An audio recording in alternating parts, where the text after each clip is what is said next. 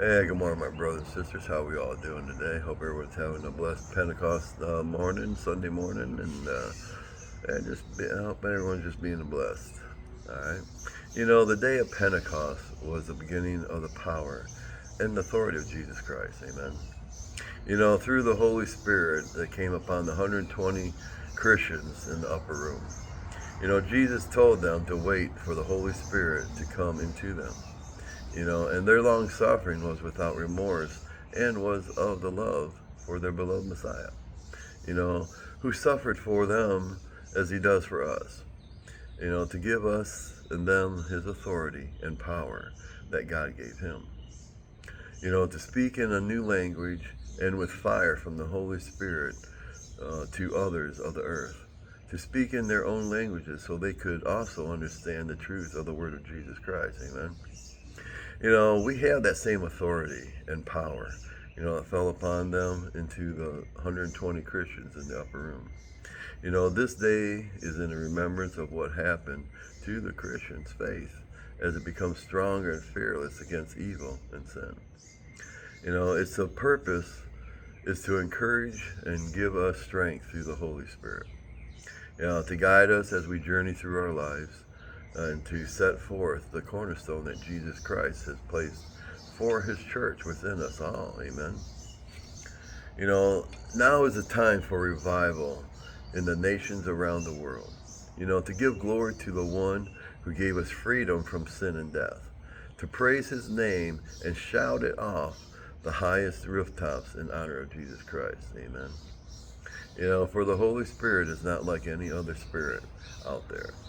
It is the Spirit of God through Jesus Christ, and then to us as a gift from our Father in heaven. We need to nurture him and feed him with the words that Jesus Christ teaches us, to use him as often as we can. Don't put the Holy Spirit in a closet or on a shelf. Get him out there in front of you and use him as he is intended to be used. Amen. The more we use the Holy Spirit, the more powerful we become in the Spirit. And our spiritual life will get stronger and more we use him in the name of Jesus. Amen. If we are to battle the evil forces in the spiritual realm, then we truly need someone who is the authority of all the spiritual realm. And what more of a authority is the Holy Spirit, that will never back down from the evil forces, that Satan puts out there.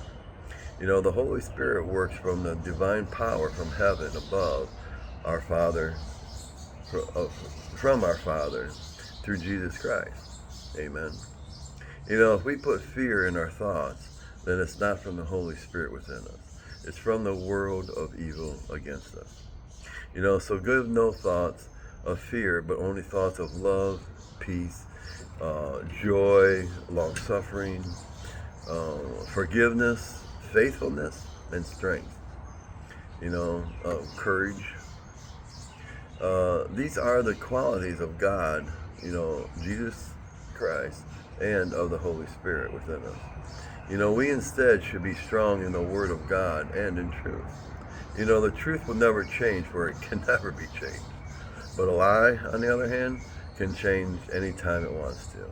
It changes as the story becomes more complicated and arranges itself to the liking of its own self. Being baptized in the Holy Spirit means we become a new person, or as us Christians say, born again. We are like a new baby and need nurturing in the Word of God. We need to be held or lifted up when we fall. When we are a newborn, our walk is stumbling from here to there. We need directions on how to stabilize our new life with Jesus Christ. Amen. We need milk for strength spiritually within us as we are growing in the Word of God.